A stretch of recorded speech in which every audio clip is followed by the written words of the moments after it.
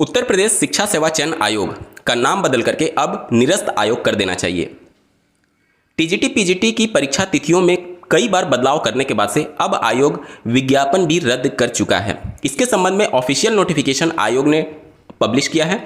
साथ ही साथ आप एक आर्टिकल देख पा रहे होंगे, बार बार बदली टीजीटी पीजीटी परीक्षा तिथि, अब 107 पदों का भर्ती का विज्ञापन भी रद्द किया गया है।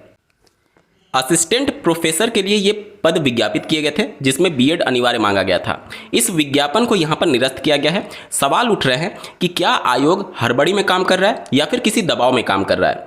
इतनी बड़ी संस्था होने के बाद से, इतने सालों से एक ड्रीम प्रोजेक्ट उत्तर प्रदेश राज्य सरकार का होने के बाद से इस तरीके की लापरवाही और इस तरीके की ढीलापन देख करके अभ्यर्थी परेशान है कि जहां पर लाखों अभ्यर्थियों की उम्मीद इस आयोग से जुड़ी हुई है और ये आयोग की जो कार्रवाई है, जिस तरीके से इसका रवैया रहा है, निश्चित तौर पर संशय के घेरे में है कि जो टीजीटी पीजीटी की परीक्षा तिथियों की घोषणा इनके द्वारा की गई है या फिर यूपी टेट की परीक्षा जो प्रस्तावित बताई गई है, क्या उस समय पर ये कन्फर्म करा भी पाएंगे अथवा नहीं।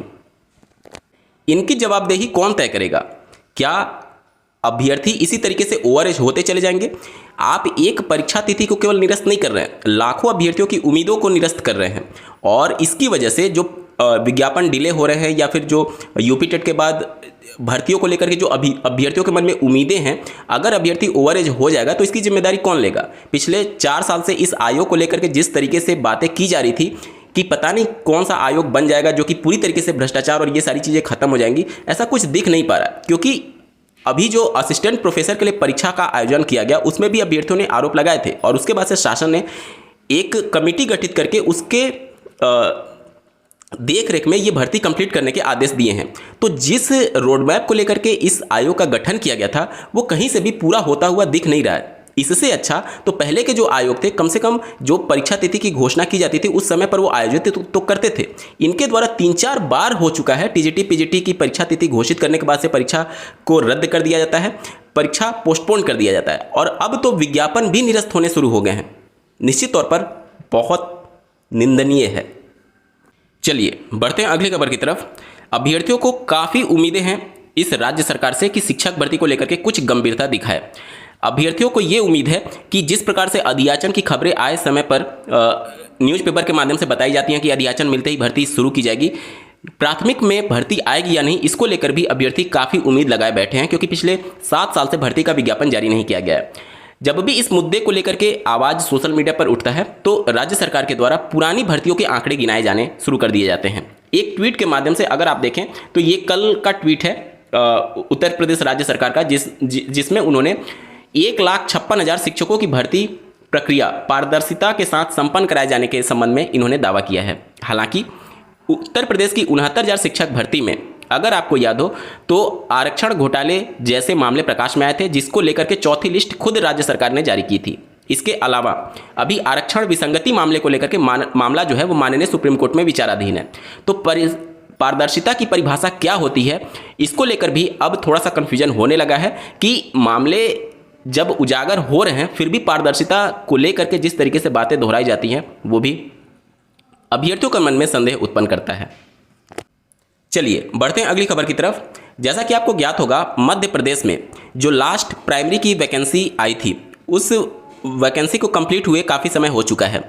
इसमें नियुक्तियां जो थीं, कुछ कैंडिडेट्स की काउंसलिंग पहले होने की वजह से माननीय सुप्रीम कोर्ट ने जो आदेश पारित किया था कि बीएड अभ्यर्थी प्राथमिक के लिए एलिजिबल नहीं है, दिनांक 11 अगस्त 2023 को ये जजमेंट आया था और माननीय सुप्रीम कोर्ट ने मध्य प्रदेश के क्लेरिफिकेशन एप्लीकेशन पर ये डाउट क्लियर किया कि ऐसे बीएड अभ्यर्थी जो कि 11 अगस्त 2023 से पहले प्राइमरी में ज्वाइन कर चुके हैं वो पूरी तरीके से सेफ रहेंगे, लेकिन इस डेट के बाद जो ज्वाइन किए रहेंगे उनकी नौकरी नहीं बचेगी।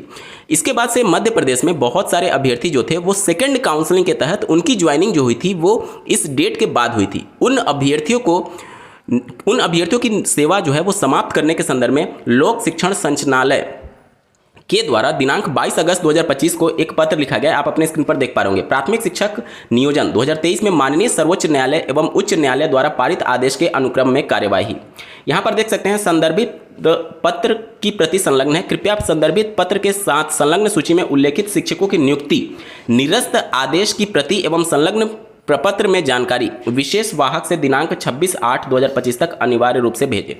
यहाँ पर स्पष्ट ये कहा गया है, देखिए विषय के अंतर्गत संदर्भित पत्र दिनांक 28/8/2024 द्वारा माननीय सर्वोच्च न्यायालय द्वारा पारित आदेश 11 अगस्त 2023 एवं माननीय उच्च न्यायालय जबलपुर की याचिका WP दिस एंड दिस में पारित आदेश दिनांक 3 मई 2024 के अनुक्रम में 11 अगस्त 2023 को एवं इसके पश्चात नियुक्त BEd योग्यताधारी अभ्यर्थियों की प्राथमिक शिक्षक के पदों पर नियुक्ति मान्य नहीं होगा।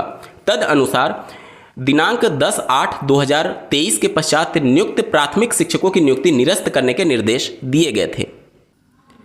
उत्तर प्रदेश में काफ़ी लंबे समय से शिक्षा विभाग में और अन्य विभाग में भर्तियां न आने की वजह से काफ़ी ज़्यादा संख्या में अभ्यर्थी जो हैं वो ओवर एज हो चुके हैं और उनकी मांग ये है कि कम से कम 5 से 7 साल तक भर्तियां ना आने की वजह से उनको मैक्सिमम जो एज लिमिट है उसमें रिलैक्सेशन दिया जाए। देख सकते हैं आप UPSI LT ग्रेड शिक्षक भर्ती और प्रवक्ता भर्ती में आयु सीमा में छूट चाहते हैं अभ्यर्थी। नियमित रूप से भर्ती ना होने से ये समस्या बढ़ रही है। अगर आपको याद हो तो आज से लगभग 4-5 साल पहले, मतलब कि जब वर्तमान सरकार का पहला वाला कार्यकाल था, उस समय ये बातें निकल करके आ रही थी कि शिक्षा विभाग में प्रत्येक साल भर्तियां होंगी। जिस तरीके से IBPS के माध्यम से बैंकों में प्रत्येक साल रिक्रूटमेंट होते हैं, SSC के माध्यम से प्रत्येक साल CGL के कम ही पोस्ट या फिर जितने भी रिक्तियां होती हैं प्रत्येक साल इसकी भर्ती आती है, उसी प्रकार से शिक्षा विभाग में इसको लागू क्यों नहीं किया जा सकता।